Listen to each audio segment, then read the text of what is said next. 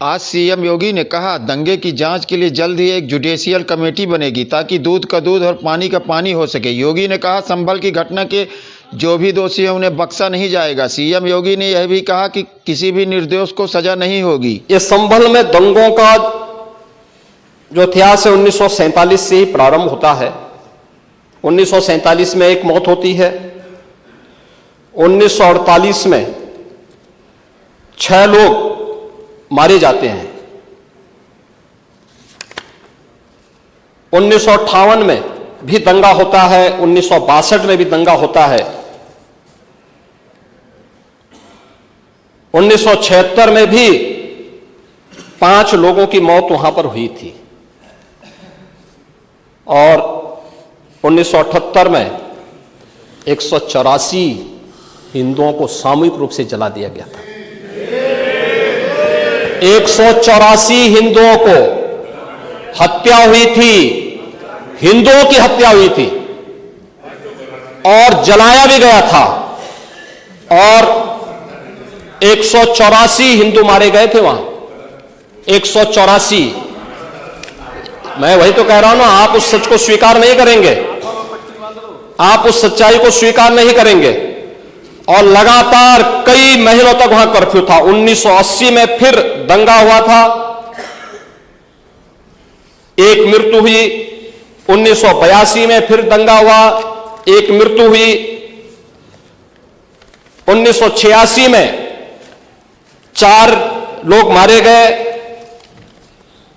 और 1990 फिर 1992 में 5 मौतें हुई, 1996 में 2 मौतें हुई। ये लगातार ये सिलसिला चलता रहा। 1947 से लेकर के अब तक 209 हिंदुओं की निर्मम हत्या वहां हुई है संभल के अंदर। 209 हिंदुओं की, और एक भी बार किसी ने उन निर्दोष हिंदुओं के लिए कभी 2 शब्द नहीं कहे, उनके प्रति, उन परिवारों के प्रति संवेदना के शब्द नहीं कहे। महोदय, जो आज घड़ियाली आंसू बहा रहे हैं, ये लोग कभी भी उन निर्दोष हिंदुओं के बारे में कभी 2 शब्द नहीं कहे। वहां पर 1978 में जो दंगा हुआ था, महोदय, किस प्रकार की स्थिति थी। एक वैश्य जिसने सबको उधार दे रखा था पैसा, और इस बात को मानता था कि साहब मैं तो सबको पैसा देता हूं, मेरे यहां तो सब व्यवसाय के साथ जुड़े हुए हैं। अगल बगल के हिंदू दंगा होने के बाद उनके घर में इकट्ठे होते हैं। इकट्ठा होने के बाद उनको घेर लिया जाता है। घेरने के बाद वो बोलते हैं, भाई आप हमें क्यों घेर रहे हैं? कहा जाता है, नहीं, क्योंकि तुम इन हाथों से पैसा मांगोगे, इसलिए उनके हाथ काटे जाते हैं, फिर उनके पैर काटे जाते हैं और फिर उनका गला रेंद करके हत्या होती है।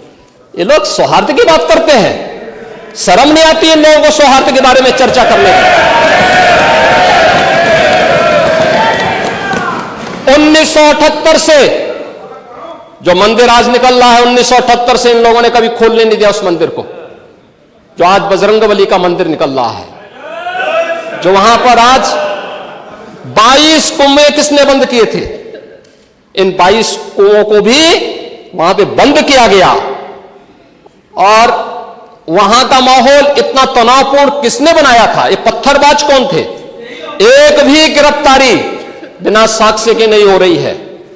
और याद रखना,